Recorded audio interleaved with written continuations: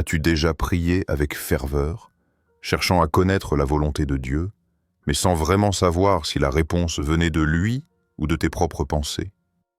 Tu n'es pas seul. Beaucoup de chrétiens sincères veulent entendre Jésus, mais sont envahis par le doute, le bruit et la confusion. Pourtant, Jésus parle. Il parle aujourd'hui, maintenant, à toi. Et dans cette vidéo, je vais te montrer comment tu peux reconnaître sa voix dans tes décisions quotidiennes, même les plus ordinaires. Alors reste bien jusqu'au bout, car ce que tu vas apprendre peut transformer ta vie spirituelle. Avant d'entrer dans le vif du sujet, abonne-toi. Clique sur « J'aime » si tu veux que cette vidéo touche d'autres cœurs, et dis-moi en commentaire si tu as déjà eu du mal à discerner la voix de Dieu. Écris simplement « Seigneur, parle-moi » dans les commentaires pour montrer ton désir de l'écouter. Et maintenant, allons droit au but. 1. Jésus parle, mais sommes-nous attentifs? Si tu es né de nouveau, alors tu dois comprendre une vérité fondamentale. Jésus ne se tait jamais. Il ne t'abandonne pas dans le silence céleste. Il n'observe pas ta vie à distance comme un Dieu indifférent. Non, il parle. Chaque jour. Il parle à ton cœur, à ta conscience, à ton esprit. Il t'adresse des paroles de paix, de direction, de correction, d'amour. Mais la vraie question n'est pas « Est-ce que Jésus parle ?» C'est plutôt « Est-ce que j'écoute vraiment ?» Beaucoup de chrétiens sincères passent à côté de cette dimension vivante de la foi parce qu'ils attendent des expériences spectaculaires. Une voix audible, un son du ciel, un rêve prophétique. Et dans cette attente, ils ferment la porte à la réalité quotidienne de la voix de Dieu. Jésus ne choisit pas toujours le spectaculaire.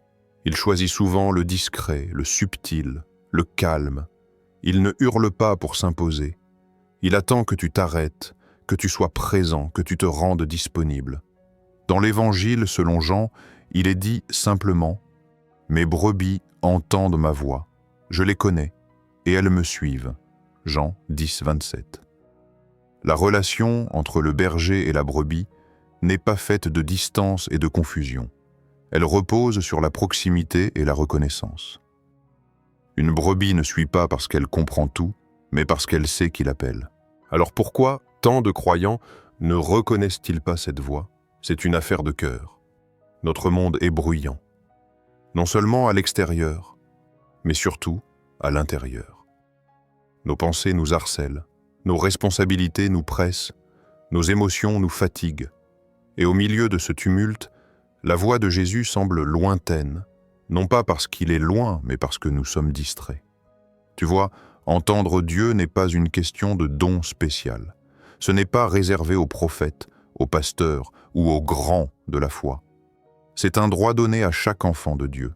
Le Saint-Esprit qui habite en toi te rend capable d'entendre la voix du Maître.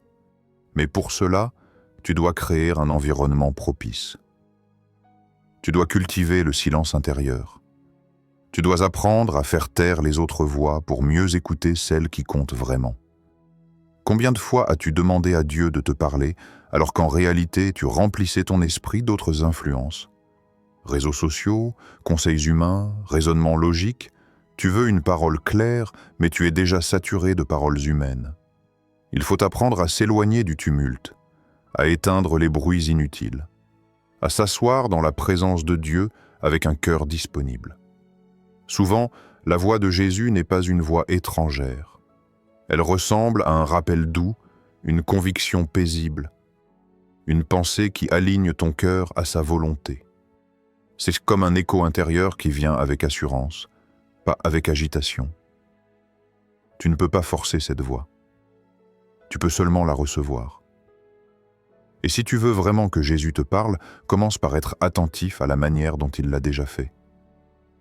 Cette paix soudaine que tu as ressentie en pleine tempête, c'était lui. Ce verset qui a sauté de la page et qui a percuté ton âme, c'était lui. Cette pensée qui t'a empêché de faire une erreur grave, encore lui.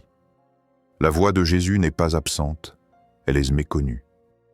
Un passage, dans l'Ancien Testament, illustre bien cette réalité. Lorsque Dieu s'adresse à Élie, il ne vient ni dans le vent violent, ni dans le tremblement de terre, ni dans le feu. Il vient dans un murmure doux et léger. Et après le feu, une murmure doux et léger. 1 Roi 19, 12. Voilà ce que beaucoup négligent. Dieu ne veut pas toujours t'impressionner. Il veut t'intimider dans le bon sens du terme. Pas par la force, mais par sa douceur. Il veut que tu t'habitues à son murmure, pas seulement à ses coups de tonnerre. Alors, pose-toi cette question maintenant. Ai-je appris à reconnaître la voix douce du Seigneur? Suis-je vraiment attentif ou seulement en demande? Jésus est prêt à parler, mais es-tu prêt à l'écouter? 2. Le bruit, l'ennemi silencieux. Il y a un ennemi dont peu de croyants se méfient. Il ne frappe pas à la porte. Il ne crie pas dans tes oreilles. Il ne se manifeste pas avec violence. Il est subtil, constant, étouffant. Son nom, le bruit. Ce n'est pas seulement le bruit du monde. Voiture, téléphone, notifications, conversations sans fin. C'est surtout le bruit que tu portes à l'intérieur de toi. Des pensées qui tournent sans relâche, des inquiétudes qui s'accumulent, des dialogues intérieurs qui te coupent du ciel. C'est ce bavardage mental qui remplit ton âme et qui rend presque impossible la perception de la voix douce de Jésus. Tu peux être dans un lieu calme, sans aucun son autour de toi, et pourtant être spirituellement assourdi. Car le vacarme intérieur est souvent bien plus oppressant que le bruit extérieur. Ton esprit peut être surchargé, même pendant la prière. Tu parles à Dieu, mais en même temps, tu penses à ce que tu dois faire demain, à cette personne que tu dois appeler, à cette décision non résolue. Et pendant ce temps, la voix du Seigneur s'éclipse dans l'ombre. Ce n'est pas un hasard si Jésus se retirait souvent dans des lieux déserts pour prier. Ce n'était pas pour fuir les gens, mais pour se recentrer, pour entendre le Père sans interférence. Il savait que la communion profonde se nourrit dans le silence. Et nous, que faisons-nous? Nous remplissons chaque vide par du bruit. Même dans nos temps avec Dieu, nous sommes pressés, agités, distraits. Le bruit est une arme silencieuse de l'ennemi. Il ne cherche pas forcément à te faire tomber dans le péché immédiatement. Il cherche d'abord à t'éloigner de la voie du Maître. Et pour cela, il remplit ton environnement de distraction, ton esprit d'activité et ton cœur d'agitation. Les Écritures nous donnent un remède puissant. Il est écrit dans Psaume 46, 11, « Arrêtez et sachez que je suis Dieu ». Ce mot « arrêter » n'est pas une simple invitation à se détendre. C'est un appel à l'arrêt intérieur, à la pause sacrée. Tu ne peux pas reconnaître Dieu dans le tumulte. Tu dois t'arrêter pour vraiment savoir qu'il est là et pour entendre ce qu'il veut te dire. Le problème, c'est que nous avons été conditionnés à bouger sans cesse. L'inaction nous rend nerveux. Le silence nous met mal à l'aise. Pourtant, Dieu ne parle pas dans l'agitation. Il parle dans la paix. Il ne s'impose pas à l'esprit pressé. Il attend que ton âme se calme. Le bruit intérieur est souvent lié au manque de confiance. On s'inquiète, on anticipe, on calcule, on doute, parce qu'on a peur. Peur de mal faire. Peur que Dieu ne parle pas. Peur de perdre le contrôle. Mais la foi, c'est aussi apprendre à lâcher prise, à s'abandonner, à laisser Dieu être Dieu, prendre le temps de méditer. Sa parole, en silence, sans distraction, ce n'est pas une perte de temps. C'est un acte de foi. C'est une façon de dire « Seigneur, je ne me précipite pas, je t'écoute. Même si tu ne dis rien tout de suite, je reste là, disponible. » Tu n'as pas besoin d'attendre un miracle spectaculaire. Parfois, ce que Dieu veut te dire tient en un seul mot, et ce mot peut changer ta journée, ta décision, ton avenir. Mais pour l'entendre, tu dois faire taire les autres voix. Ton âme doit être comme une surface d'eau calme, prête à refléter la lumière de Dieu. Souviens-toi, La voix de Dieu n'a pas besoin de volume pour être puissante. Elle a besoin d'espace. Si ton cœur est trop rempli de bruit, il n'y aura pas de place pour son murmure. Ce n'est pas qu'il ne parle pas, c'est que tu écoutes tout sauf lui. 3. L'Esprit Saint, notre guide quotidien. Tu n'es pas seul. Même si parfois tu te sens perdu, même si tu as l'impression de naviguer sans repère, il y a en toi une présence fidèle. Pas une sensation passagère, pas une énergie lointaine, mais une personne divine, le Saint-Esprit. Jésus n'a jamais voulu que tu traverses cette vie en tâtonnant. Il n'a jamais prévu que tu sois abandonné après sa résurrection. C'est pourquoi il a promis et accompli l'envoi du Saint-Esprit. Ce n'est pas un supplément pour croyants avancés, c'est le fondement même de la vie chrétienne. Sans lui, tu es sans lumière. Avec lui, tu as accès à la pensée même de Dieu. Le Saint-Esprit n'est pas seulement un témoin intérieur. Il est un conseiller, un enseignant, un intercesseur, un guide patient. Il ne crie pas, il ne s'impose pas. Il dirige, éclaire, inspire. Et plus tu t'habitues à sa manière d'agir, plus tu remarques sa main dans les moindres détails de ta vie. Il est écrit dans l'Évangile selon Jean, « Mais le Consolateur, l'Esprit Saint, que le Père enverra en mon nom, vous enseignera toutes choses, et vous rappellera tout ce que je vous ai dit. » Jean 14, 26. Ce n'est pas de la théorie, c'est du concret. Parfois, tu ressens une paix inattendue dans une situation qui, logiquement, devrait te troubler. C'est lui.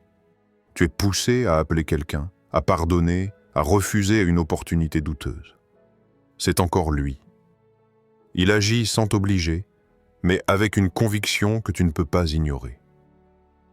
Et si tu ressens une pression douce mais insistante à agir selon la vérité, même quand cela coûte, c'est bien souvent la voix du Saint-Esprit. Il ne parle pas à travers la panique, mais à travers la sagesse. Il ne te précipite pas, il t'éclaire. Il ne te pousse pas à craindre, il t'invite à faire confiance. Mais voilà, reconnaître sa voix demande de la pratique. Ce n'est pas un réflexe automatique, c'est un exercice de foi. Comme un musicien qui affine son oreille avec le temps, tu dois affiner ton discernement spirituel. Cela passe par l'écoute, par l'attention, mais surtout par l'obéissance. À chaque fois que tu fais confiance à ce que l'Esprit te montre, même si ce n'est pas ce que tu voulais entendre, tu t'ouvres à une plus grande clarté. La sensibilité à sa voix ne vient pas en ignorant ses directions, mais en y répondant. C'est une progression. Tu ne deviens pas soudainement expert dans le langage de l'esprit. Tu apprends jour après jour, pas après pas. Parfois tu fais des erreurs, tu confonds. Mais Dieu, dans sa grâce, t'enseigne même à travers ses erreurs. L'un des grands secrets spirituels, c'est que Dieu parle davantage à ceux qui lui obéissent rapidement. Non pas parce qu'ils sont meilleurs, mais parce qu'ils démontrent par leur obéissance qu'ils sont prêts à recevoir plus. Si tu veux entendre davantage la voix de l'Esprit, commence par répondre à ce qu'il t'a déjà dit. Le Saint-Esprit n'est pas muet. Il est précis. Il ne parle pas pour impressionner, mais pour diriger. Il connaît le cœur de Dieu et le partage avec toi quand tu t'ouvres à lui. Et plus tu lui fais confiance, plus il t'amène dans une relation profonde avec Jésus. Ne pense pas qu'il faille ressentir quelque chose d'extraordinaire pour croire qu'il te parle. Il agit dans la subtilité, dans cette pensée qui ne te quitte pas, dans cette paix qui dépasse ton intelligence, dans cette décision qui semble lourde mais juste. Et quand tu choisis d'y obéir, même sans tout comprendre, tu marches dans la lumière. C'est là que la vie chrétienne devient claire, guidée, remplie d'assurance. Non parce que tu maîtrises tout, mais parce que tu sais en qui tu fais confiance. 4. Comment discerner la voix de Jésus? Entendre une voix dans ton cœur ne garantit pas que cette voix vienne de Dieu. C'est là que commence le vrai combat spirituel. La confusion ne vient pas du silence de Dieu, mais du mélange de voix que l'on entend au fond de soi. Nos pensées, nos désirs, nos peurs, et parfois les suggestions rusées de l'ennemi. Alors, comment discerner ce qui vient réellement de Jésus? Le discernement spirituel, ce n'est pas seulement une intuition. C'est une compétence qui se développe avec la maturité, la prière et la connaissance de Dieu. C'est une écoute accompagnée de sagesse, de recul, et surtout de soumission à la vérité biblique. Car oui, même une pensée bien formulée, même une impression forte peut être fausse si elle ne vient pas de l'esprit de vérité. Le premier critère, c'est la nature même de la voix. Jésus ne parle jamais pour semer la panique ou la culpabilité écrasante. Il ne condamne pas, il convainc. Il ne rejette pas, il redresse. Une pensée qui te fait te sentir sans valeur, qui te plonge dans la peur, qui t'écrase sous le poids de la honte, ne vient pas de lui. Paul écrit dans sa lettre aux Romains: « Il n'y a donc maintenant aucune condamnation pour ceux qui sont en Jésus-Christ. » Romains 8, 1. Tu peux être corrigé par Dieu, mais jamais humilié. Tu peux être confronté, mais toujours dans l'amour.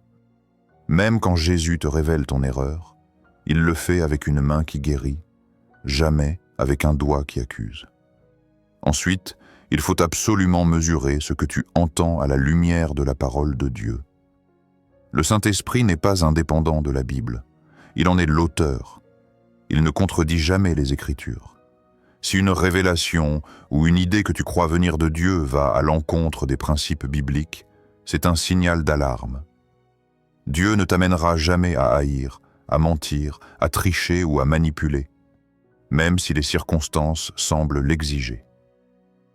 Il ne justifiera jamais un compromis moral pour un soi-disant bien supérieur. Une pensée de Dieu porte la marque de sa sainteté, pas celle de notre logique humaine. Troisième clé, regarde les fruits. Ce que tu entends produit-il plus de foi, de paix, de repentance, de vérité?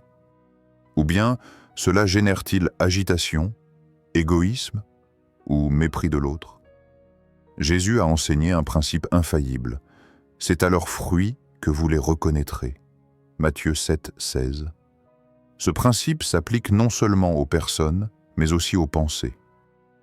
Une voix de Dieu produit des fruits de l'esprit: amour, joie, paix, patience, douceur, maîtrise de soi. Si le fruit est amer, douteux ou toxique, ce n'est pas le bon arbre. Mais attention, ce n'est pas parce qu'une voix est douce qu'elle vient toujours de Dieu, ni parce qu'une décision est difficile qu'elle n'est pas divine. Parfois, Dieu nous pousse hors de notre zone de confort pour accomplir son plan. L'Esprit Saint ne parle pas seulement pour nous réconforter, mais pour nous transformer. Enfin, apprends à attendre la confirmation. Dieu est fidèle pour répéter ce qu'il dit. Un verset qui revient, une parole prêchée qui touche exactement ton sujet, un frère ou une sœur qui te dit quelque chose que tu avais sur le cœur sans qu'il le sache, ce sont des signes. Dieu confirme souvent sa direction par des chemins inattendus mais convergents. Mais pour voir cela, il faut être patient. Le discernement ne se précipite pas. Il observe, il prie, il teste. Il ne saute pas à la conclusion. Il cherche la confirmation dans la paix. Et plus tu avances dans l'obéissance, plus tu reconnais facilement ce qui vient de Jésus. Car tu connais sa voix, sa manière de parler, sa façon de t'appeler. Et toi, as-tu pris le temps de tester ce que tu entends? As-tu confronté tes pensées à la vérité éternelle? Ne te contente pas de suivre une émotion. Suis la voie qui mène à la paix, à la sainteté, à l'obéissance. Car c'est là que Jésus t'attend. 5. Les erreurs à éviter quand on cherche la direction de Dieu. Ce n'est pas le manque de prière qui empêche souvent les croyants d'entendre Dieu. C'est l'attitude intérieure avec laquelle ils s'approchent de lui. l'intention cachée, la posture du cœur, la disposition secrète face à la réponse divine. Ce sont ces choses invisibles qui, sans qu'on s'en rende compte, ferment nos oreilles spirituelles. La première erreur, c'est de demander la volonté de Dieu, alors qu'on espère en réalité qu'il confirme nos propres plans. Tu as probablement déjà vécu ce moment. Tu pries, tu demandes, « Seigneur, que veux-tu que je fasse ?» Mais au fond, tu espères qu'il dise ce que tu veux entendre. Ce n'est pas une vraie recherche de direction, c'est une quête de validation. Tu veux que Dieu bénisse une décision déjà prise dans ton cœur. Mais Dieu ne parle pas pour justifier nos désirs. Il parle pour révéler sa volonté. Dans le livre des Proverbes, il est écrit « Confie-toi en l'Éternel de tout ton cœur et ne t'appuie pas sur ta sagesse. Reconnais-le dans toutes tes voies et il aplanira tes sentiers. » Proverbes 3, 5, 6. Si tu veux que Dieu te dirige, il faut d'abord que tu lâches prise, que tu sois prêt à le suivre, même si sa réponse bouleverse tes attentes. Deuxième erreur, attendre un signe spectaculaire. C'est humain, on veut être sûr. Alors on cherche une voix audible, un rêve clair, une prophétie publique. Mais Dieu, la plupart du temps, parle autrement. Il agit dans le discret, dans la paix, dans la conscience éclairée, dans les Écritures. En attendant une manifestation éclatante, on peut passer à côté du murmure de l'esprit. La vérité, c'est que Dieu ne se justifie pas par des effets spéciaux. Il veut une foi qui écoute sans avoir besoin de voir. Troisièmement, il y a la confusion entre l'attente et la passivité. Certains disent « j'attends que Dieu parle », mais au fond, ils ont peur de bouger. Ils espèrent que Dieu trace tout le chemin avant de faire le moindre pas. Mais la foi n'est pas un GPS qui te donne tout l'itinéraire. C'est une lampe à tes pieds, pas à tout ton parcours. Dieu révèle souvent une seule étape à la fois.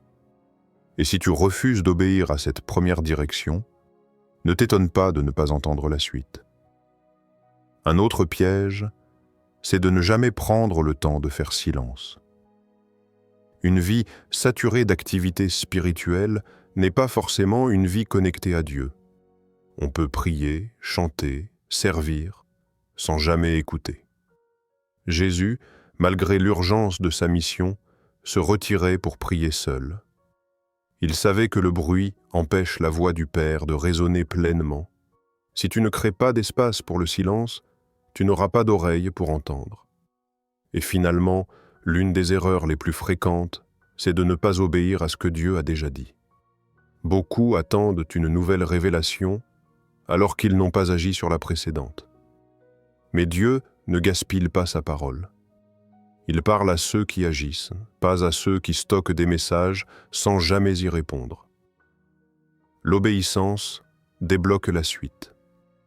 Chaque fois que tu fais ce qu'il t'a déjà montré, tu deviens un terrain fertile pour recevoir davantage.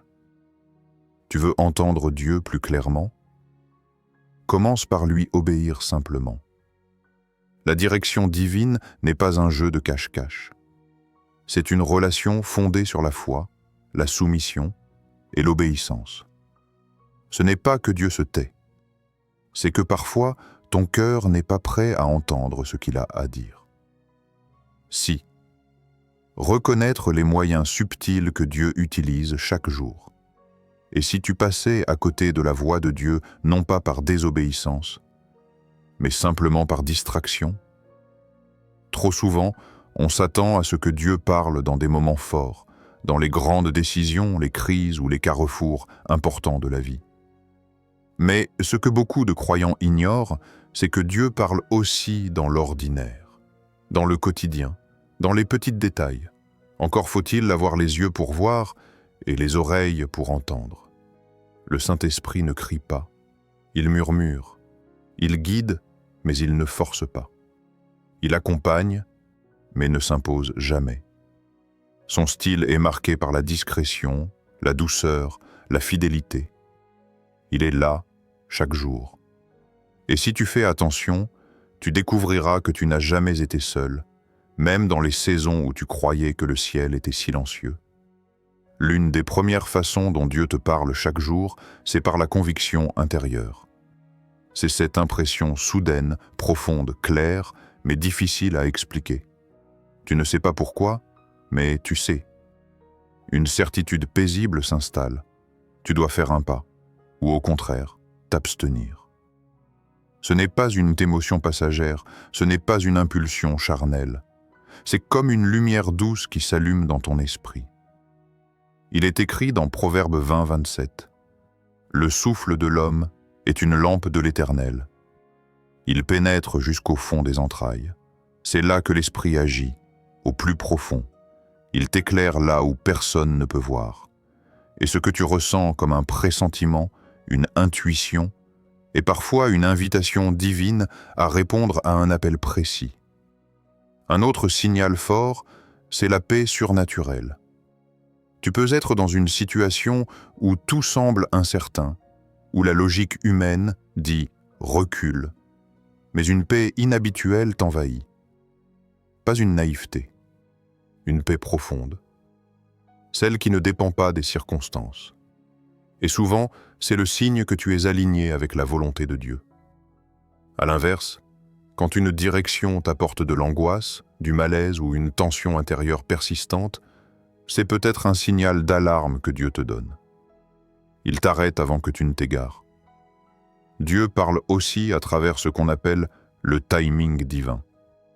Tu pries pour une direction et soudain, une porte s'ouvre sans que tu aies forcé quoi que ce soit. Une personne entre dans ta vie par hasard. Une solution apparaît au bon moment. Tout s'aligne avec une précision que toi-même tu n'aurais pas pu orchestrer. Ce n'est pas une coïncidence. C'est Dieu. Et que dire de ces moments où un même verset revient encore et encore? Tu lis ta Bible et ce passage revient. Tu vas à l'église et le prédicateur cite ce même verset. Tu ouvres une méditation du jour et encore le même message. C'est l'esprit qui souligne. Il attire ton attention. Il insiste doucement, sans t'écraser. Enfin, il y a l'obéissance rapide. Cette réponse immédiate a un ressenti spirituel. Pas besoin d'un long discours céleste, juste un geste simple.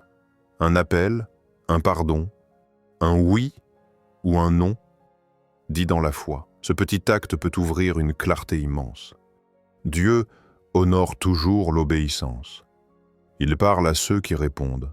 Et souvent, ce n'est qu'après avoir obéi que tu comprends pourquoi il t'a demandé cette chose apparemment insignifiante. N'attends pas que Dieu parle à travers un tremblement de terre. Apprends à le reconnaître dans la brise légère, parce que c'est là, chaque jour, dans le subtil, que Dieu trace ton chemin.